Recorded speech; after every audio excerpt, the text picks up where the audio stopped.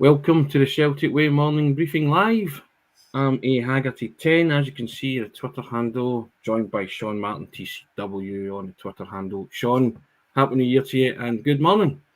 Happy New Year, mate. Aye, it is a good morning. I'm happy to be back. It was a few days off there.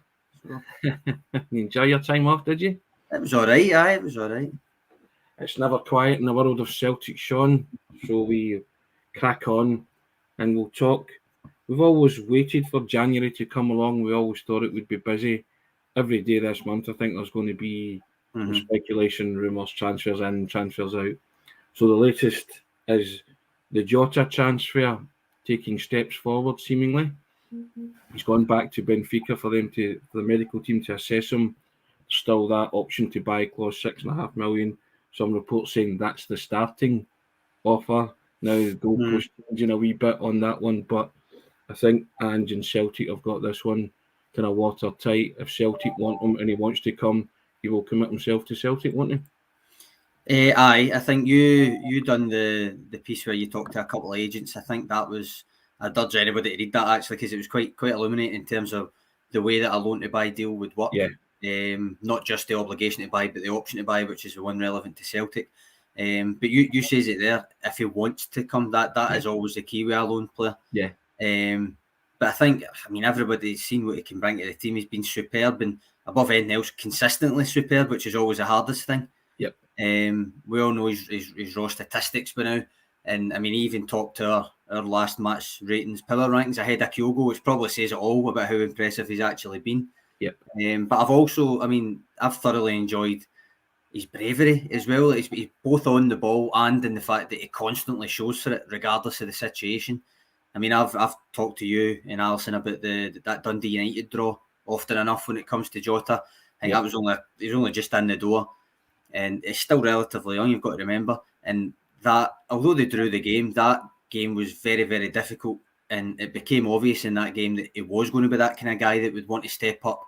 And even in that game, more experienced players were looking to him to kind of do something, and he welcomed that with open arms. He hit the woodwork about 3 times in that game, did he not? If memory serves, So, but yeah, I mean, I think, lots of Celtic supporters reading too much into him going back to Benfica sacking their coach and their new coach, interim coach is somebody that's worked with Jota before. A lot of 2 and 2 been put together to make 5, but nothing has changed in this deal, Sean, at all. Apart from the fact that Jota's going home to have an extended holiday and be assessed by the Benfica medical team, which is quite normal in these circumstances, that other clubs or parent clubs want to assess their player. Aye, I don't feel I need to read too much into him going back just now, because as you say, he's their player. It is an injury where you would understand it. I mean, if it's a Celtic player that came through the youth system, was very well thought of, was away on loan, doing really well, some of the fan base would probably go, right, I will maybe give him a chance with this change of manager and stuff. I don't even have anything against that kind of train of thought. But again, you're right, this deal hasn't changed. There's still an option to buy, and it all comes down to if Jota wants to stay as much as Celtic want to pay the money. In terms of making the deal permanent, for me, it's a question of timing as much as it is of finance. Despite what a lot of people would like to claim, it's not particularly amazing to suggest that any deal will be kind of structured, because it's rare for clubs to actually pay the full amount of a fee in the one go anyway, as you know. So that aside, I'd be asking, just curiosity, is there a need? Is there any real need to sign him right now? If the fee's agreed and the option Celtic have is the first option, then I would argue, is the urgency to get it done in January really there? I would say it diminishes for me. It'd be good to get it sewn up sooner, but I don't know if it's the urgency really needs to be there. Plenty of things could happen as well between now and closer to the end of the season. It could be serious injury. His form could go off a cliff, and if he falls out the manager's plans. Not that I think that will happen, but put it this way, I'm not going to react if he doesn't sign permanently in this window either. I think a lot of people as well just want that feel-good factor to continue, Sean, with the arrival of the 3 Japanese players. And now you're maybe getting what you've been banging on about since July, August. Strength and depth in the squad, John, and a bit of quality as well. So we'll see what happens. But when arrivals come in, it's obvious that other people might head for the exit door. and few names been touted to leave. Well, one in particular, Ewan Henderson, who looks like he could be on his way to Hibs, ironically following the same path as his brother Liam did. When he left Celtic and joined Hibs, ended up winning the Scottish Cup. Henderson delivers and all that kind of stuff. But Ewan Henderson, are you surprised at that one? Because a lot of Celtic supporters rate him highly. Scored in the Europa League tie against Betis, and big future was predicted for him. But is he maybe just somebody that's finding it hard to force his way into Andy's plans at the minute? I think so. He's 21, about to turn 22, remember, so it's not like he's 17 or 18 here. He's barely kicked a ball for the first team, so in that sense, I don't think it'll be a loss. However, players develop at different rates. You've got to remember that as well. And plenty of fans see something in him, as you just said. I thought an extension and a loan move might be in the offing, but it appears it's not going to be that. That said, though, you've got to remember he has already had a couple of loan chances at first team football, including in the top flight with Ross County. Didn't quite impress in the way a loan spell within Scotland worked for the likes of Ryan Christie, Christopher Ayer. So, as I say, in that sense, I'm not too surprised that he seems to be heading for the exit. And a couple of loan players maybe have been loaned out, Osaze Urhoghide and Liam Shaw. You've seen them in dispatches as well, especially in the Europa League, the same game, the Betis game, and they didn't do themselves any harm at all, Sean, moving forward. But they could maybe go on loan, get some valuable game time, and come back and make an impact. Aye, I mean, the difference between them and Henderson is obviously that they've just arrived in the summer. Contracts are longer, all that kind of thing. I wrote an article just before New Year looking at how Celtic were kind of shaping up ahead of the window. That was the one we were talking about with my squad depth chart in it. And I mentioned in that that if the two Japanese midfielders, Hatate and Ideguchi, arrived and the other midfielder stayed fit, obviously Turnbull's injured just now, but if the other one stayed fit, then maybe Shaw could maybe head out on loan, because again, like Henderson, he's barely kicked a ball. At the back, I kept Urhoghide in the depth chart post window, mostly for added cover. But if Julian is back properly, and then in addition to that, if both right backs are still fit and both left backs are still fit, then basically what I mean is Juranovic and Ralston don't need to play at the same time for a prolonged stretch again. Then Urhoghide away on loan probably makes sense to me as well. I would make the case that maybe one or both I would like to see stay in the Scottish Premiership as well for their loan spells if they do go. Now, take some comments here, Sean. Frank Brennan, because you like it or not, there's a distinct possibility that Jota just doesn't fancy Scottish football the next 2 years or so, and that means he could return to Portugal in the summer. Fair enough. Simon Thomas comes in and says, unfortunately, everyone can't be in Andy's plans. Hopefully Henderson gets more opportunities at another club. And Ewan Boy Martin, hello Ewan Boy, how you doing? It's the Scottish weather that might put Jota off from signing long term. I would like to hope not, Ewan, but you don't know what's going through players' minds, really, don't you? And then John Coyle goes, I really can't see Jota signing permanent deal. I hope I'm wrong. And then Frank Brennan comes back in. I honestly believe the 6.5 million for Jota really isn't an issue for the CEO or any person behind the scenes who's the say in finances. And so for me, it's only about, does Jota fancy it? I tend to agree with that. Peter McCool comes in. Hopefully Jota considers Champions League opportunities. That's kind of what we've been talking about, Sean, isn't it? That this will all come down to the deal's in place. Does he fancy it or not?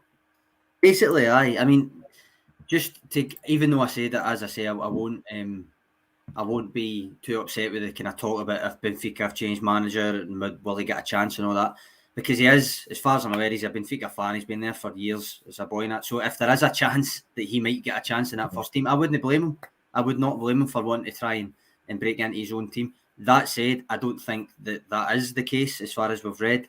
So it's basically about, as Frank said there, does he want to stay with Celtic? The Champions League opportunities, as Peter said, will be key to that, I think, because he's already thrived in the Europa League. All right, it's a Conference League now between now and the end of the season. But if you're looking ahead, signing him permanently, he knows he'll be here next season, that kind of thing, then where's he going to want to play? Champions League. Yeah, and that's the... And by signing these players, you're having a tilt at winning the title to go automatically into the Champions League group stages. That's the whole point, isn't it? And there's something exciting about Celtic just now, and Ange building a kind of youngish team and moving forward. You know, there's opportunity there, and Jota, if he does sign for Celtic, he'll be, you know, a good 18 months. He'll be where he wants to be again at some point, won't he? I think so. I mean, he's not 18, 19, he's 22, but he's still, I mean, even just the scouting report before he signed and stuff, his youth career was unbelievable. So it was rated. He was already rated before he came. It was just a case of it's taking him a wee bit longer to break into first team football. But as long as he keeps producing the kind of performances he's producing, the same people that rated him when he was younger will be keeping an eye on him anyway. So if he really wants to move again, if he does, I know we don't want to chase him out the door before he's even joined, but if he does ultimately see himself playing in a better league, put it that way, then an easier way for him to do that than go and sit on the bench at Benfica, you would think would be to join Celtic permanently, get us into the Champions League, start in the Champions League, and then the world's his oyster. Yep. David Bradley comes in and says, with Celtic, he bets a better chance of going to England. I suppose that's kind of natural, isn't it? Natural progression. John Coyle, if he's a boyhood Benfica fan, I think that's what he means there. We can't hold that against him. Ewan Boy Martin comes back in, and you said he only wants players who want to be here. So if we're making a move to sign, then that is a sign that Jota is on board. Kind of reading into that, that's my reading of the situation as well. You know, so the vibes are positive on Jota signing a permanent deal. And Simon Thomas saying if Jota is enjoying his football at Celtic and getting game time, I think he will stay. And just that effect on players. I've always said if you're a happy player and it ain't broke, you know, you don't need to fix it. And if Jota's happy, he will stay. Bottom line, you know. So Celtic, what's that? David Bradley comes in. Celtic making him possibly. And I'd agree with that. I think when you look at, as I say, he's 22. Yeah. All the youth pedigree in the world, but he was struggling at senior football level until he came to Celtic. So struggling to get game time as much as anything else, but still struggling to make a mark, and Celtic has changed that for him. Yep, I think Celtic will be the making of him if he does sign. And Will McMillan comes in and says a couple of years working managers will do Jota no harm.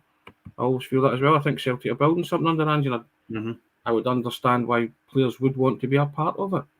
Dermot 40 comes in and says I feel under Ange Celtic was some European success, whether it's a title or a final. Dermot, come on now. Rein yourself in there a wee bit, Dermot, but I like your optimism. And Anne-Marie MacArthur comes in, hail Jota. There you go, eh? And Edward Wyavoss says, I think Jota enjoys the philosophy and cosmopolitan makeup of Celtic. And Charlie McGarvey says, we should do everything we can to keep Jota. We have to look beyond this season. I think that's the whole point, Charlie. I think so. And is looking beyond this season. I think he's projecting towards the end of the season. He's trying to assemble a squad together capable of winning the title to go into the Champions League. That's what he's got his eyes on, Sean. I think. Could be wrong in that, but no, I agree. I think that is what he's looking at. You've got to remember, and there's plenty of talk about getting Ange's own contract sorted as well. I mean, 6 points in the league a given, but one trophy in the bank and a change in identity that's probably still ahead of schedule. Can see the logic in, first of all, trying to get the manager in place for longer than he is currently. But no, I agree with you. I think he is building for longer than just the next couple of months. He's looking at next season. He's looking beyond that and how he can continue to kind of implement what he's trying to implement and get players in that maybe make that a wee bit more straightforward. David Bradley, got a question for you, Sean. Sean, would you go for Boyle? I take it he means Martin Boyle from Hibernian. No, I would not. I think he's a very talented player, but I don't see what he would bring that we've not already got, really. I don't think he's the kind of guy that's going to break down the stubborn low blocks that Celtic find difficult to break down. I don't think he answers that problem. I think he would be a good squad player, but I don't think he would be on my wish list. Very interesting. Ange and Celtic are a great match, says Cardiff Carroll. The carrot of the Champions League should hopefully make Jota sign a contract with us. I think that'd be a huge bargaining tool for Celtic if they could win the title. And David Bradley comes back to you. Agree with you, pal. There you go. That's succinct enough for him, Sean. Well done. Jerry McCann says, definitely think Jota will stay. What do you think about Boyle? He's just and John says, agree with Sean. Boyle not for me. Yeah. People are agreeing with you, Sean. You must know something about this football malarkey that I don't, eh? Must be all the depth charts and all that. Is that what it is? You know? Broken clock right twice a day, Tony. You know that. But as we said before, and we touched upon since July, this was always going to be a pivotal month, wasn't it, Sean? Yep. In terms of, I mean, I don't want to dwell on the other side of the city, but they're maybe going to have to sell a couple of their prize assets. Celtic are bringing people in, letting fringe players go, maybe on loan for a benefit later on, or players go out the door and sign for other clubs. So it's kind of different ends of the scale for both sides, isn't it? It is. I mean, I get what you mean, but don't want to concentrate too much across the city, because ultimately it is what Angie's been saying the whole time about looking after your own affairs first and stuff, and the rest will take care of itself in a way. And I do agree with that. But you're right. It is kind of different transfer windows and different iterations of where you're sitting at. But I think, and I've said it since the summer window shut, that it had to be a phase 2 of the rebuild in January. It couldn't really be considered to be, let's just get January over and done with and get to the end of the season the way that they usually do it. And credit to the club so far for that, because they were right off the mark with the 3 J League players. They look as if they're being proactive in terms of maybe Jota, maybe you don't know about Carter Vickers and stuff, but they look as if they're at least going to be proactive and give Ange the best chance to go and implement it in the second half of the season, which is all you can ask for, to be honest. So fair play to them for that. Yeah, you have to say that the board have acted swiftly in the Japanese players, because it had been protracted transfers since the summer, and these were the 3 guys that had been named. But to bring them all in the one day was a real coup, I think, for Celtic. And also the supporters went into the new year with the spring in their step, didn't they? Now they're just dying to see those players in action. And I think now the supporters are getting anxious to say, get the Jota deal done, keep that kind of momentum going and that power shift. Because you say 6 points it's a decent gap, but it's not insurmountable. No. The thing, it is, it's mostly the fact that they signed the 3 Japanese players so quickly. I was actually surprised that they didn't wait until the window was actually open, if you know what I mean. But it was almost a wee New Year's present to the fans in a way. I mean, but the way that Ange had kind of sometimes veiled, but sometimes not very subtle, had said about how slow the summer transfers had moved some of the time. I think that was maybe playing on the hierarchy says. I hope it was, because he made the point often enough to make sure that it stuck in their heads. So hopefully it was a wee gesture to Ange as much as it was to the fans, that we are going to do it quicker and we are going to do it more efficiently, like you've asked for. Robert Gibson comes in with a world problem here. Tony, can you tidy up the top of your wardrobe? Thanks a bunch, Hale here. Robert, as you see at the top of the wardrobe, that super striker from the 1970s, a prized possession of mine. I've even got a Celtic super striker team where you press the heads. I might bring that out one day and show you and display. I'll give you that as a treat at some point. Simon Thomas comes in and he says that John Souttar would be a good player for Celtic. Sean, what do you say to that? Having not wanted Martin Boyle, can you see John Souttar being a potential signing for Celtic? I think he would do a job. The only thing with him is his injury issues. That has always been the only thing, because he's been highly rated since he broke into senior football, and he's now in the Scotland squad as well, which I think is a benefit for Scotland as well, especially with them playing a back 3 like Hearts. Celtic, all right, they experimented with a back 3 there, and I think it could make a return now and again. But even in a back 4, he's capable. He's good with the ball at his feet, which is a benefit for a centre back in an Ange Postecoglou team. So I've just seen Frank's comment there. Is that what you're laughing at? Sean used to use that depth chart of his to comprehensively says the top of Tony's wardrobe. Not fit. Can't fit all that stuff in a depth chart. Not fit for purpose, I think, would be the depth chart on that thing. Things are balanced precariously, but there you go. Will McMillan comes in and says, does making more signings depend on people leaving? Big question that, Will, maybe in order to free up some cash for other people. But I mean, Celtic have acted, they've gone against their own kind of transfer policy in January in recent years and brought in the 3 Japanese players very, very swiftly. So as Sean said there, maybe it's a hat tip to Ange to say, yep, we trust you, we'll give you what you want, we'll back you here. That seems to be the message so far, Sean. Aye, and it makes sense, especially this season of all seasons. It's not really a normal January transfer window, both because, as I say, it's a phase 2 of Ange's rebuild, but also because of what happens in May, or what could happen in May. It's all so about Yeah. At least in that sense, you're seeing them, as I say, being proactive in January, but you can see why. Whereas if they weren't doing it just now, you'd be asking why. That's a positive sign, I would say. And we'll end on another positive sign. Gio Patrick comes in and said, "Had Super Striker to Tony. You're the man, Gio Patrick. Exactly. Best football game ever. Beats Subbuteo hands down, in my opinion." There you are. Well, we hope you've all enjoyed that. Sean's giving you his Happy New Year and his Martin Boyle and John Shooter verdict and Jota verdict and Death Chart verdicts, which will keep coming. Look forward to speaking to you in the rest of the days of the week, and we will see you tomorrow. Cheers, Sean, for your contribution. Always enjoy it. Cheers, All the Tony. best, guys. Cheers, Have a good day.